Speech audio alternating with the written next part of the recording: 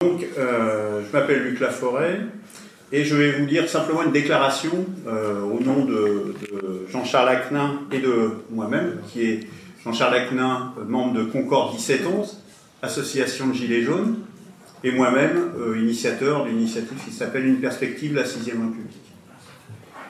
Cette déclaration s'intitule « Il s'agit d'une clameur existentielle ».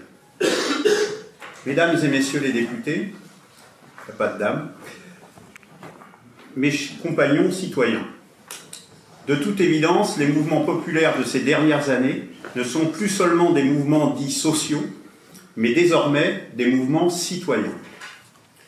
Il ne s'agit plus uniquement de revendications syndicales ou de doléances sociales ou sociétales. Par mouvement citoyen, j'entends mouvement qui exprime un désarroi populaire quant au fait même d'être citoyen. Il s'agit d'une clameur existentielle. Le mouvement des Gilets jaunes, les mobilisations contre les deux réformes des retraites, l'élan contre les mesures liberticides depuis la dite crise Covid, ont drainé en leur sein le même sentiment de sourde dépossession des droits fondamentaux. Il s'agit d'une clameur existentielle. Sans négliger les plaies économiques et sociales, il faut nous pencher sur les deux plaies politiques qui doivent être soignées d'urgence: la démocratie et la souveraineté. La démocratie n'est pas seulement un système électoral, un scrutin ne suffit pas. La démocratie est avant tout un régime de contre-pouvoir, en réseau.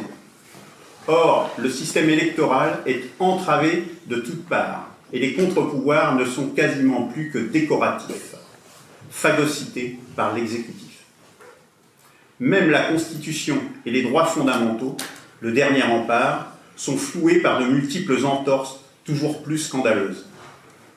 Quant à la souveraineté, la pente européiste sur laquelle ont sombré tous les attributs sera, devant l'histoire, le théâtre d'une incontestable trahison collective.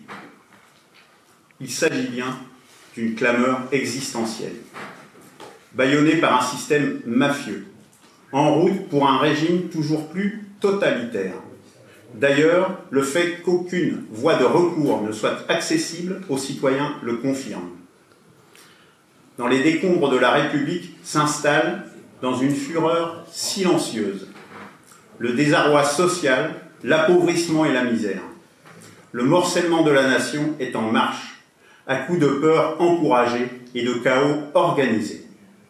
L'atomisation des liens entre les citoyens, devenu à n'en plus douter l'objectif inavoué de l'État. Excusez-moi, je vais devoir vous interrompre parce que ça dure déjà depuis 3 minutes et si on veut pouvoir discuter, il faut que les interventions soient ramassées.